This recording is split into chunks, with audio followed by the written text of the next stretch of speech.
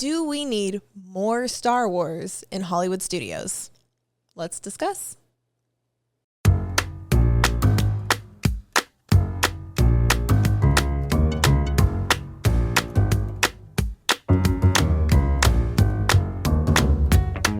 Welcome to Princess and Scoundrel, where we take you along our scrappily ever after from Fantasyland to Tatooine and everything in between. I'm Sarah. And I'm Steven. Of course we need more Star Wars at Hollywood studios. Thanks for watching. No, but there's a reason we're asking this question, right? Yeah. Galaxy's Edge, as incredible as it is and as much as we love it, has limitations as to what we can experience as Star Wars fans in the park. Yeah. Well, and I think that's kind of partly from Starcruiser, which they tie in together so much. Do you think it's fully from Starcruiser, though? I think the intention, it was a unique way of feeling, I think, for the way the park was. They themed it in a way that it's specific to this place. Like, I mean, if you just look at Galaxy's Edge by itself, it is this place. Right.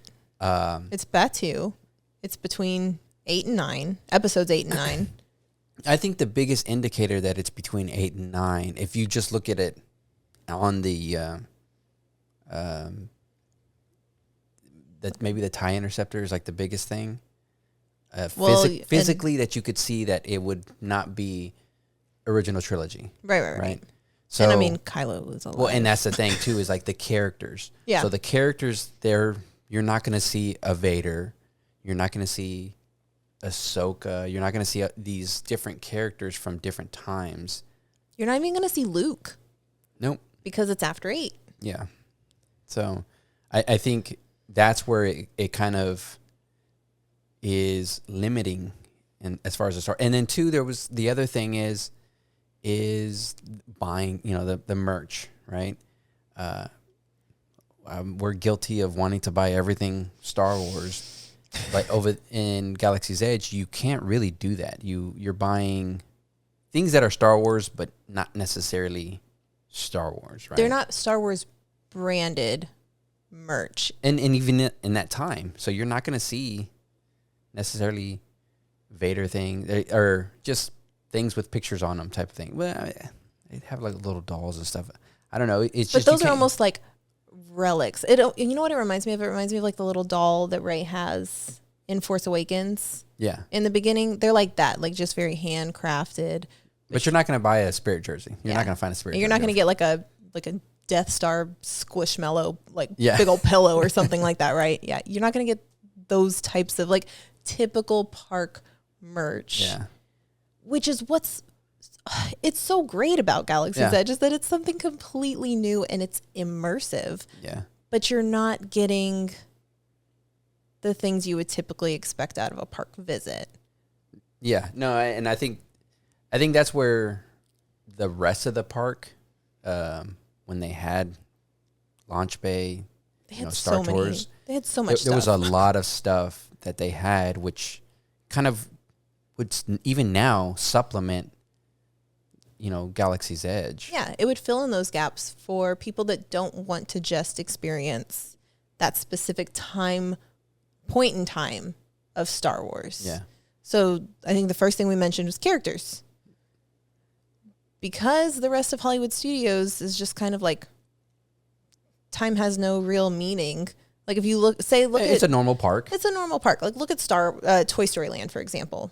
Toy Story Land is a land right next to Galaxy's Edge, but it's not as immersive as Galaxy's Edge is in that it's happening right in this very moment at a specific point in time. Yeah, it didn't select Toy Story 2 or, Toy Story 4. 3. Yeah. Like you can have Bo Peep walking around in her little like pants outfit, but it's okay because you could also have like Stinky Pete and you could have Lotso Bear and it would be fine because it's just like, this is just Toy Story. Yeah. It's fine. Like, I mean, Woody's still there.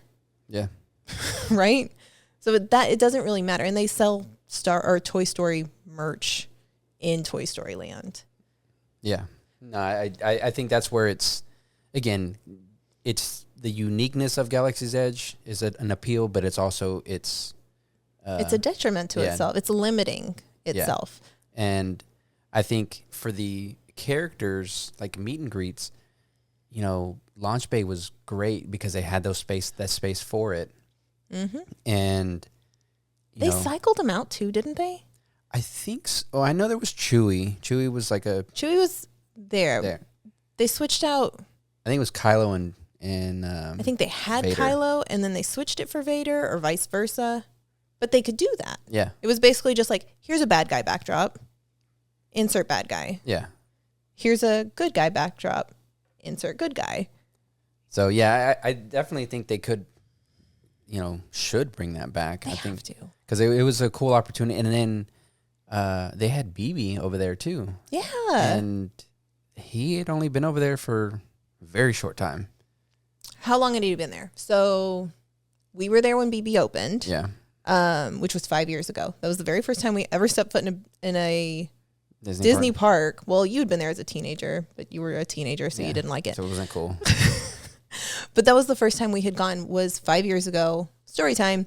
We drove to Orlando with the BB that you built in the back of our car and our baby to Star Wars Celebration Orlando in 2017. And so we were like, well, we've got our toddler with us, might as well go to Disney, and they have Star Wars stuff. And so we made this epic trip out of it. Clearly we were big fans of BB at that point, and we walk into Launch Bay. That was the very first thing we did in any Disney park, was go to Launch Bay. Yeah. And we met all of the characters, and we knew that there was going to be a BB-8 meet and greet coming. Yeah. Well, it's because they were going to have, so they had Celebration on that weekend, but they also had a Galactic Nights at the park. Right. Similar to like Star Wars Night, like what they're doing this year.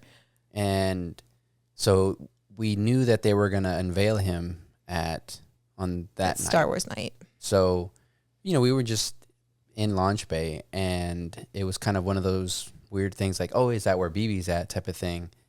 And the cast members were like, yeah, if you give us a minute, you know, wait a little while. Let's call out the fact we're also wearing like yeah. BB-8 shirts that said like, Mom, Dad.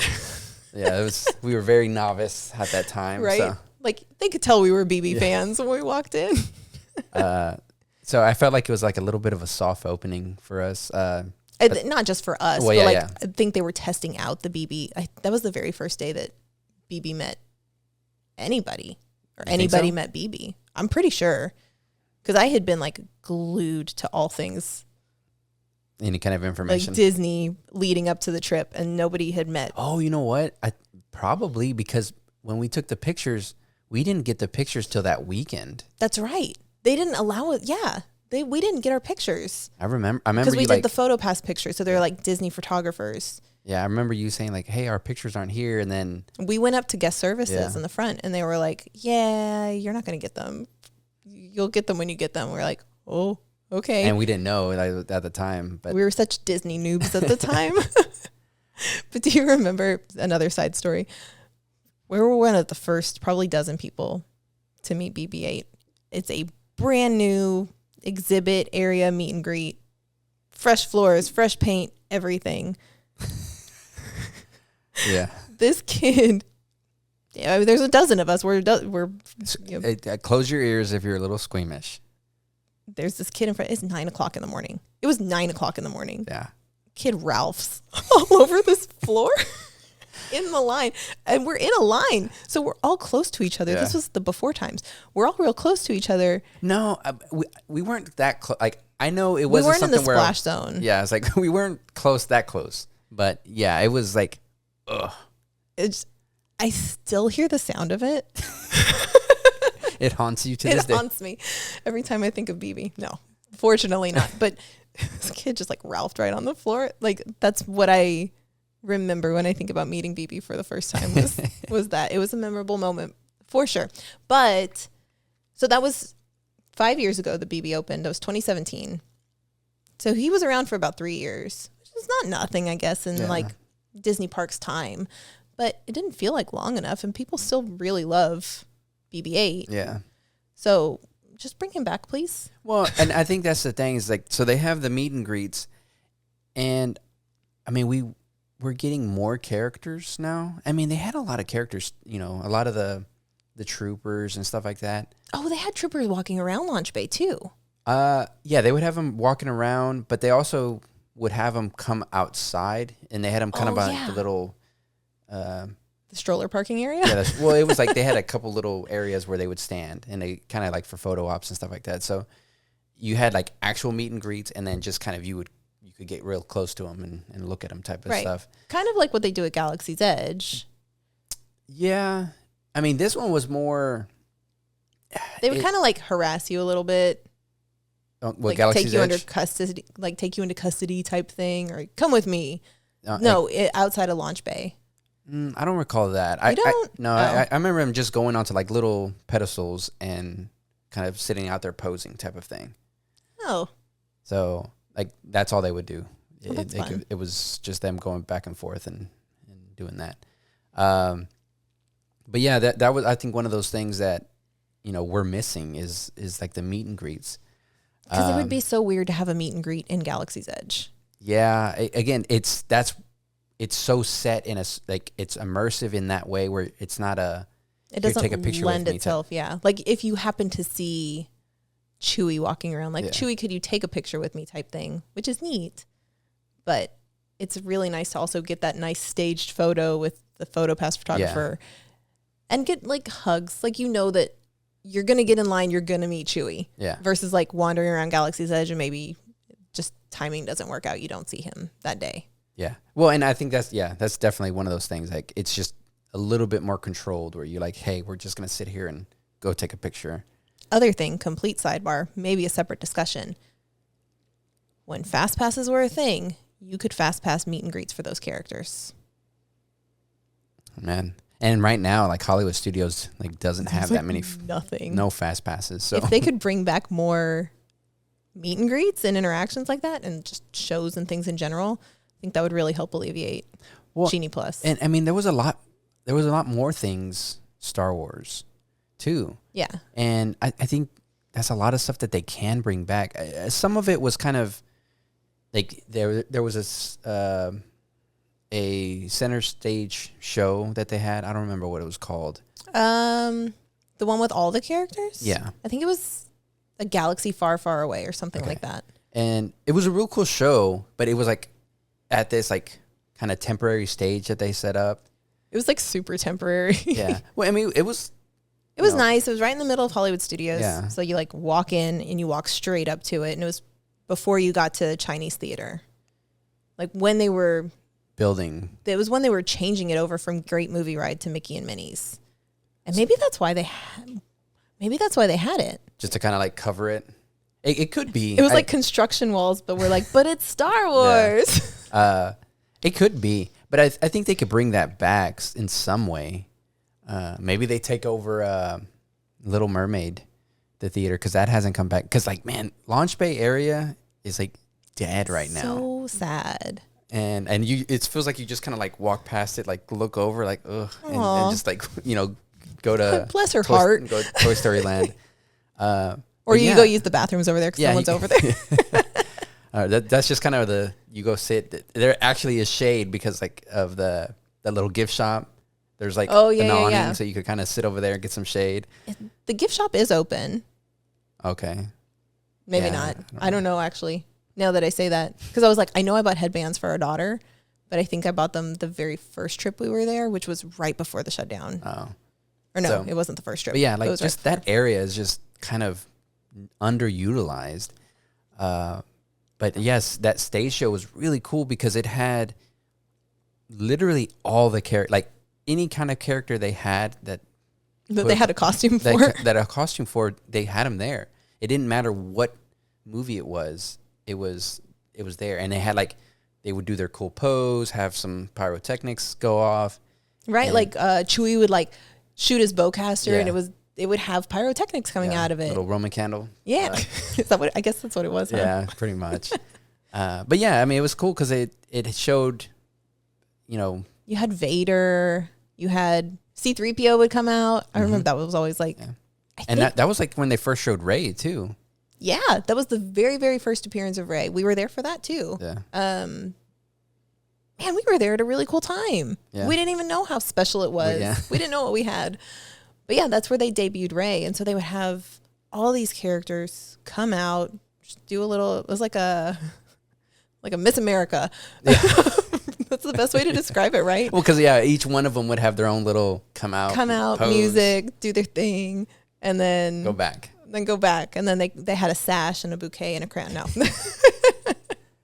Well, then at the end, all of them would come out. Oh yeah, and they had like, big finale. My one gripe, and you just mentioned shade. No shade in the middle of the park. There wasn't. Like, it was so hot out there, and Florida is just like brutal most of the time. Yeah. I don't think I was able to ever record the whole thing because I was worried that my phone had like overheated one of the times and I was afraid it was going to overheat again. So you're just like, nope. Yeah, I'm not going to take that chance because it stays like off until it cools down. Oh, yeah. I'm pretty sure any sunburns we got at Disney on that trip because of that. It was because of that show. Because you're just like standing out in the middle of like on concrete for like 20 minutes. But they had that one. And then they also had Captain Phasma and Stormtroopers. It was called March of the First Order. Yeah.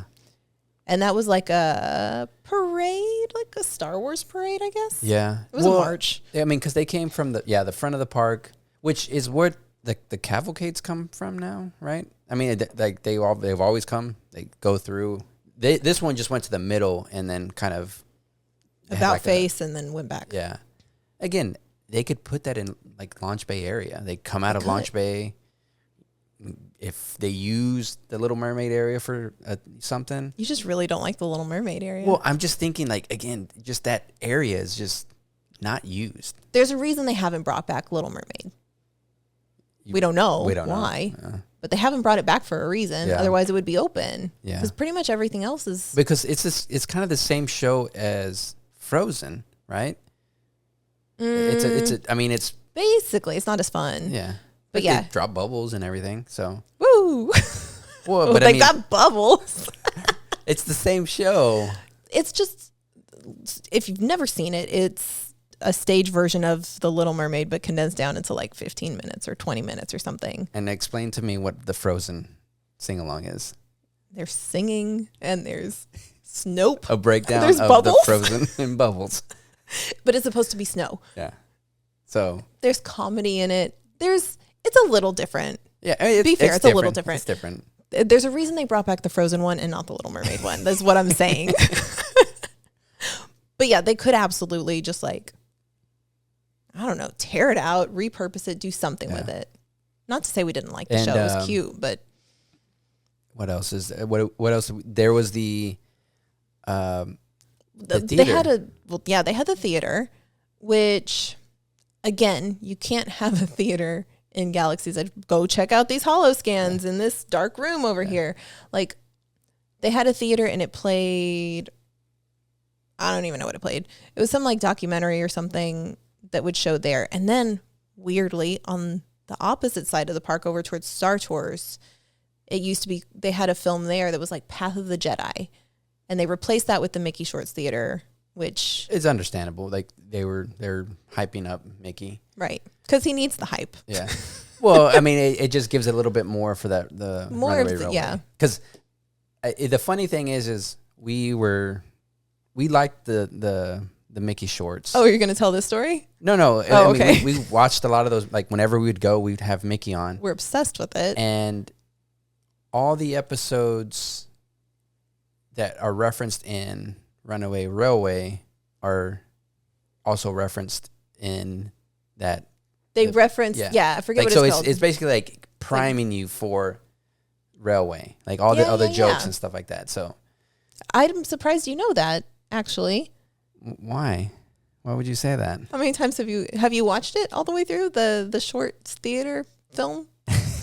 Because when it's hot outside, you could go sit it, I fall asleep. I'm guilty of it. I am that guy, but it's cool in there. You have a nice seat. The seats were really cute. I'm just going to rest my eyes. You literally, like, instantly fell asleep. So I don't know how you know that all of those things were referenced, except maybe by the photo ops that are outside when you exit the theater. Context clues, baby. But I was just like, clues. We love a good Easter egg, and we love those Mickey shorts. Yeah. And so I'm watching it. I'm like, oh my God, they referenced this. And, and I look over, and you're like, you're out. I was like, all right. Anyway, we're not talking about Mickey, but there used to be a little documentary film that you could go and watch there. And I think you could weirdly play like Guitar Hero in the lobby before you went into the theater. What? No, was it Guitar Hero? Maybe there was, but you could play the games. Xfinity, or not the Xfinity. Infinity. Yeah, Infinity. Disney Infinity. Yeah. That's what it was. Maybe that's what it was. They were little video games. It was very weird, disjointed. I think it's a good thing they revamped it and they put like a little Potato Land photo ops and stuff. They could do photo ops. Oh, that's what they could do over in Launch Bay is you could do the photo ops that they did for the Galactic Nights. Yeah. Well, I think with Galactic Nights, it was separated because of kind of the people mover, getting people to different areas of the park. Yeah. So that's why it was that, but done you it that could way. set up some really cool photo ops, Star Wars photo ops for people to take part in. Kind of like how they do at like the Epcot, like the Festival of the Arts, where it looks like you're in a painting. That's kind of what the Galactic Nights photo ops were, where it was like, you look like you're upside down, stuck in ice, and you're like reaching for your lightsaber, remember? Like they did cool stuff like that. They could bring that, because you can't do photo ops like that in Galaxy's Edge. No, yeah, because it's again, it's a scene that you're part of, so you have to find the spot for it. But that would be a good one to bring over to Launch Bay area. Well, and talking about the little documentary, they have a theater over at Launch Bay.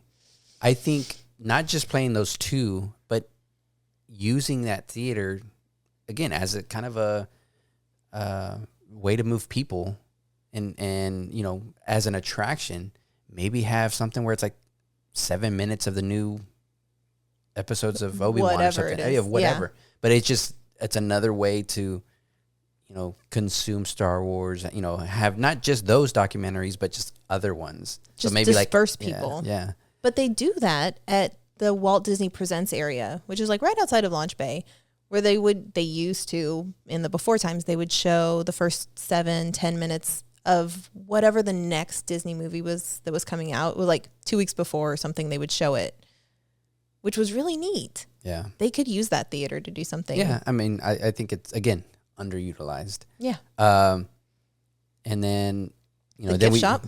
There's a gift shop. Oh, and I think that's where the Star Tours area, that area is like pretty established, right? Star Tours has been there since pretty much the beginning of Hollywood Studios. Yep. Back when it was MGM. MGM right? Studios. So I don't see that going anywhere. And I think it is like a really unique ride, especially for like how old it is, because them having the flexibility to be able to update the ride. Scenes. Yeah, the scenes and stuff. Yeah. So I think that was really cool because they were able to just like have every movie in there without really doing much different, right? Yeah, they're adding a scene. They're like, oh, there's a new movie coming out. Well, now you get Last Jedi in Star Tours. And then people are like, oh, man, I need to go see that. Yeah. And because of the way Star Tours is, you don't always get the same scenes. Yeah. I think I've only ridden it once. Yeah. Well, because I'm always riding it with our son, and you're outside having to wait. And by that time, you're like, I'm good. And I think you get nauseous, too. I do get nauseous on it. Like I think I get nauseous because I always ask them to sit in the back, and I think it's just become second nature. So you're like, excuse me, I get a little queasy.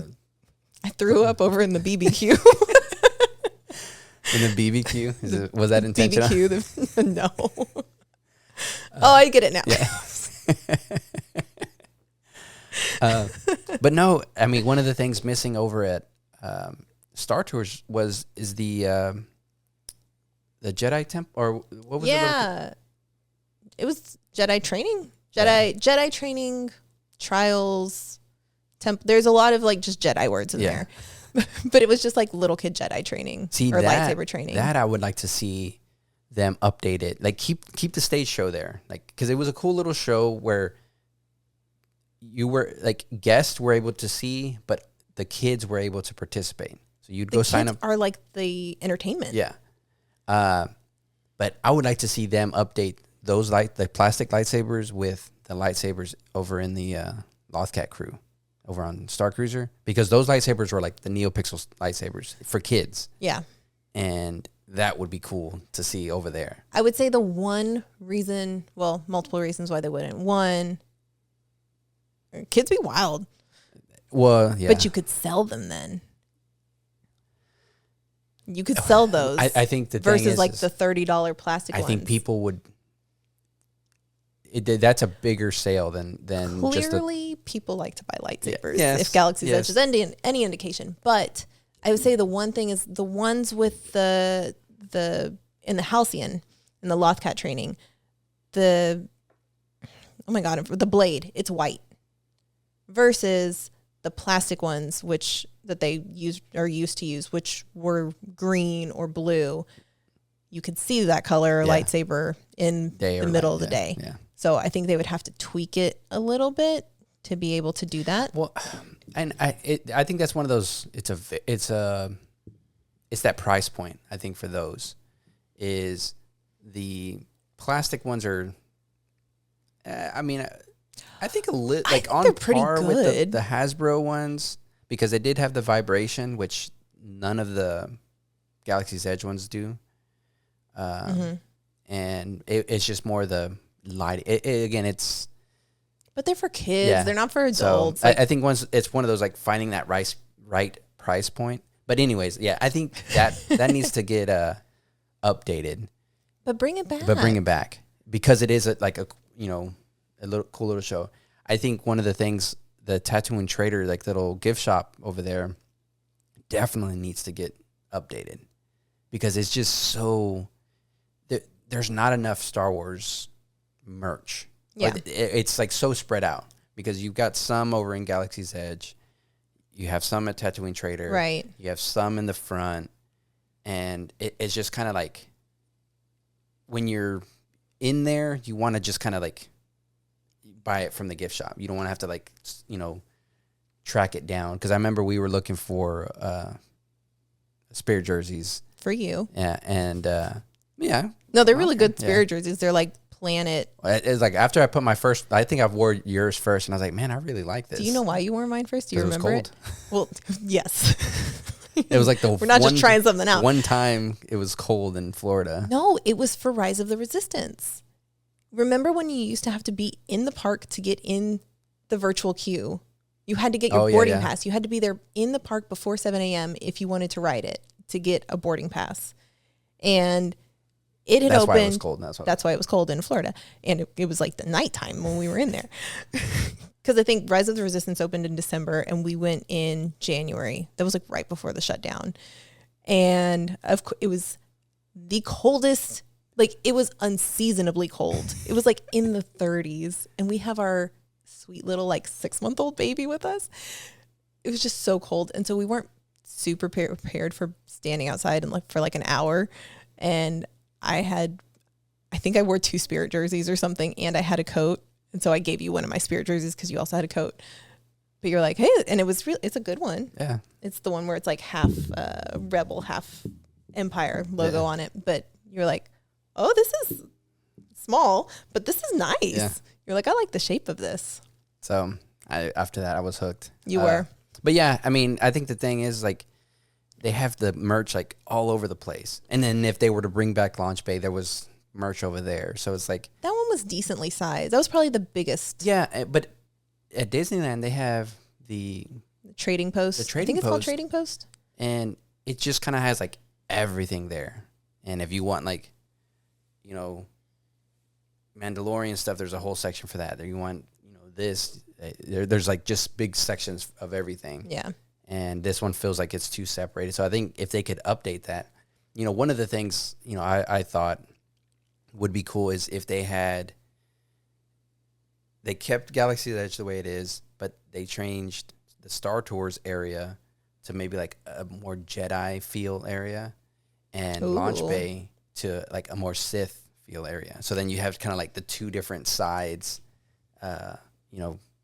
going in, and they somehow converted to meet and greets with Jedis or good guys or whatever on their Star Tours. Do you think that we'll get like an Obi-Wan meet and greet if they bring back meet and greets? I mean, Obi-Wan, I know you would go crazy having like a Mandalorian, baby Grogu or something like that. Mandalorian without his helmet though, please. But I mean, we need a Grogu meet and greet in Hollywood studios. Like, I think that's where meet hasn't and greets, they need more of those. And, again, we selfishly think more Star Wars, but there's so much there that, But there's so much that we had before. Well, yeah, and all the things that we're talking about is stuff that they had that they could easily bring back. Even if they just, like, again, put it to the side, to your put it in the place that it was already in. It's not being used. Like, it would not impact the existing attractions in any way to bring this stuff back.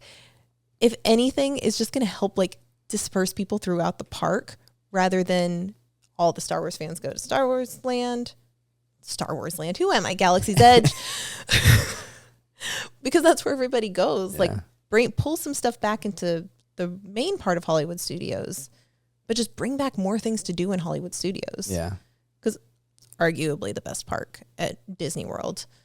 Yeah, I think we're a little... But we were biased even before Galaxy's Edge opened because there was so much Star Wars stuff to do. Yeah. Because the thing we didn't even touch on, the last thing, is it the last thing? Maybe. Nighttime entertainment. Yeah. They used to have Galactic Spectacular. It was the dopest. Oh, man, like that lightsaber at the end. Yes. It was all just so good because they had like nightclub lights. Like when they have like the huge lights. They had the lasers and stuff. They had lasers and stuff too, but they had like the nightclub lights that like shine these huge beacons up into the sky, and you like follow it like a moth to a flame. Yeah. But they would do those, and they looked like lightsabers fighting in the sky, and it was so cool the way they did it. But they just had a whole fireworks. It was like a 20-minute fireworks show just for Star Wars.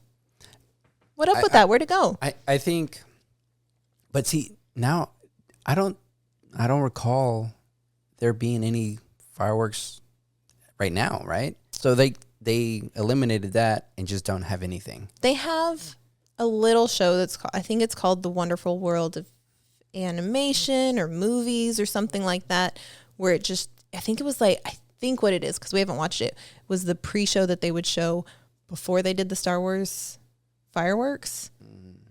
And it was just like a walkthrough. Like a projector show. Yeah. Just like an homage to Hollywood.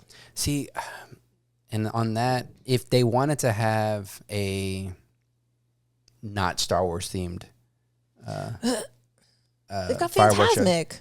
Well, I mean, they haven't brought that back. They've said that they're going to. Yeah. At least we know that's coming back. So that's coming back. But, I mean, if they didn't want to have a Star Wars themed fireworks show, I think they could have something there, some kind of fireworks show. I think, again, it's needed a fireworks show. But because Galaxy's Edge is on the other side of it. Of where they light the fireworks? Yeah, like, why don't they use that to their advantage and have almost a separate show on the other side, right? Because, I mean, the Epcot show, they have like it's a 360 feel to it, right? Yeah. So have a fireworks show on the front side of Hollywood or Mickey and Minnie and just kind of, Disney movies, whatever. It's very generic. But on the backside, there could be Galaxy's Edge, Star Wars, music playing, victory music. Like, you don't even need like projections and all this other stuff. Yeah. Like, just play some, give us some Star Wars music. And it could play into the Starcruiser story and So I think that's something that they could definitely do, because again, it's so far to get from Galaxy's Edge to the front that you're not gonna be able to like run around and hear the different music and stuff. So no, you definitely can't, because like this is another story. When we first went to Galaxy's Edge, you and our son had an appointment at Savi's workshop to build a lightsaber, and it was like super late at night because we just got what we could. And I was walking around pushing our baby in the stroller, and this was like in the first week of Galaxy's Edge opening up. And at the time, everybody I think was like, it's going to be too wild. And so nobody went in the very first couple of weeks. Well, and Rise wasn't open yet. So I think there was like the hesitation, like, oh, well, I'll wait till. Because I think it opened 3 or 4 months later, 3.5 months later. Yeah. But there was like nobody at Galaxy's Edge. And so you guys are building your lightsaber and having your super cool experience. Meanwhile, I'm outside. It seems like I'm not having a fun time, but the fireworks were going on, like the Star Wars fireworks. So you saw them. So I'm just like walking around an empty Galaxy's Edge, and I get to see like fire. It was the coolest. Yeah. Yeah, and I remember seeing photos. I don't know if it was Disneyland or Disney World, but you could see fireworks behind in Galaxy, like behind the Batuu and behind the spires and stuff like that. And it's like it's a really cool picture. Yeah. So I don't know. I think they could do something like that. They could. I think they could. But I don't know. I'm thinking right now it's just that angle, because most like the now that I'm thinking about it, the Millennium Falcon, that rock formation is facing away from the fireworks. Yeah, the Millennium Falcon's away from the fireworks, but you could still see them. Maybe, I saw them. I don't know from, what I was looking at, but I remember from, seeing where them. The first order, like with the entrance of Starcruiser, like that, the opening, like the first order area that way. I don't know. You could just drink blue milk and like watch the fireworks. So that's a dream. I don't know. But I definitely think, we need more Star Wars at Hollywood Studios, just because there's what a shocking opinion. Well, just because, again, Galaxy's Edge is awesome, but it's very specific. Star Tours is great, but it's just a ride. Yeah. And there was a lot of Star Wars that we had that we don't have anymore. And I think it could easily be brought back and, just kind of reworked into that space. Yeah. Because, Launch Bay was cool because it had all the kind of memorabilia, but they could maybe, like, again, rework that space. You could do photo ops in there. Yeah. I mean, do photo ops, but just kind of to have space for, the different things. I think that's definitely one of those kind of reworking it if they bring Launch Bay back. Because, there was, I don't know how valid they are, but rumbles of them changing Rock and Roller Coaster. Like retheming it? Yeah, retheming it. That's been like a rumor for the longest. Yeah. So, but the thing is like, I think that back area from Rock and Roller Coaster kind of connects to Launch Bay. Oh, does it? I think so. Probably so, in like a cast member way or something, right? But if they plan on doing any other kind of themed area, Little Mermaid's currently out of commission. Launch Bay's currently out of commission. If there is plans to change any of that, like, they're going to probably use this time to reskin it and put it to something else. Like make a themed land for like another IP. For something else, yeah. They could do it. So, I mean, and the first obvious one is like Marvel. Or if they can, because I know right now they can't because of the Universal stuff, but we're seeing the Guardians ride coming up. Yeah. Guardians like skirts around I don't know the like particulars of the deal, but I know they can't use the main ones. Yeah. But Guardians, they're somehow able to use, and they have come out with like not new characters, but characters that weren't as popular before. So maybe they use them. So Moon Knight or Wanda. Yeah, they could do that. So maybe. I don't know. That would be nice. But regardless, whether it's more Star Wars or something, Hollywood Studios needs more attractions and more entertainment, because it's just the stuff that they have is fantastic, and I'm not complaining in any way because they have my beloved Tower of Terror as well as all the Star Wars stuff. But there just needs to be more things going on in that park to move the people and spread the people out around, because it's like every ride there is a long wait. Yeah. Unless you're going to watch like a show, but they're barely opening those back up. Yeah. So we need to go catch Indiana Jones next time we're there. yeah. And the socially distanced Beauty and the Beast show. But yeah, there just needs to be more happening at Hollywood studios. And why not have that be Star Wars? Yeah. Say two very unbiased people. But I think that's a good place to wrap this episode's discussion up. Princess and Scoundrel is part of the Thank the Make network. So go check out Adam, Ryan, and Nick over at Thank the Maker and Mike Forster on Armor Party. They still have to give their secret phrases for this Starcruiser giveaway. So make sure you go check them out. Yes, so we are still in the middle of the Starcruiser lightsaber giveaway. So make sure that you are following along and that you enter those phrases in. And thank you so much for hanging out with us for this episode. If you enjoyed it, please consider supporting us. Whether you're watching this on YouTube or you're listening to it on your favorite podcast app, there are many ways to support. You can like, comment, subscribe, share, leave a review, leave a comment. There's so many things you can do. Whatever it is that you do to support us, we are so appreciative. Until next time.